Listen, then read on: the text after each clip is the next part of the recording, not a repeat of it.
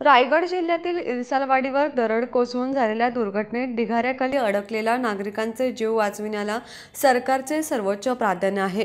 एनडीआरएफच्या मार्गदर्शनाखाली प्रशासनाच्या पथकासह स्थानिक स्वयंसेवी संस्थांच्या मदतीने मदत व बचाव कार्य वेगाने सुरू आहे।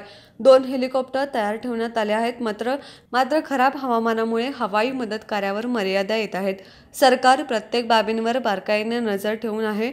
या दुर्घटनेतील मृतांच्या नातेवाईकांना 5 लाख रुपयांची मदत देण्यात येणार आहे, तर जखमींवर सरकारच्या वतीने मोफत उपचार करण्यात येणार असल्याची माहिती उपमुख्यमंत्री अजित पवार यांनी विधान परिषदेच्या सभागृहात निवेदनाद्वारे दिली।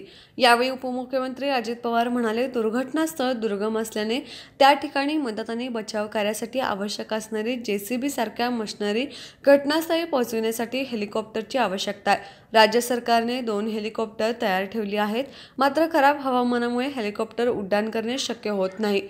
त्यामुळे मनुष्यबळाकडूनच मदत व बचाव कार्य करावे लागत आहे। एनडीआरएफ पथकाच्या मार्गदर्शनाखाली स्थानिक प्रशासनाच्या मदतीला स्थानिक रेस्क्यू पथक आणि विविध विभागांच्या कर्मचाऱ्यांसह 500हून अधिक मजुरांचा सहभाग आहे। इरसालवाडीच्या पायथ्याला वैद्यकीय पथके, ॲम्ब्युलन्ससह आवश्यक अशा वैद्यकीय सुविधा व इतर साहित्य तात्काळ उपलब्ध करण्यात आले आहे। त्याचबरोबर भविष्यात अशा दुर्घटना टाळण्यासाठी अत्याधुनिक तंत्रज्ञानाचा वापर करणार असल्याचंही पवार यावेळी म्हणाले। अशाच ताज्या आणि महत्त्वाच्या घडामोडी पाहण्यासाठी तारा न्यूजला लाईक करा, सबस्क्राईब करा आणि बेल आयकॉनला क्लिक करा।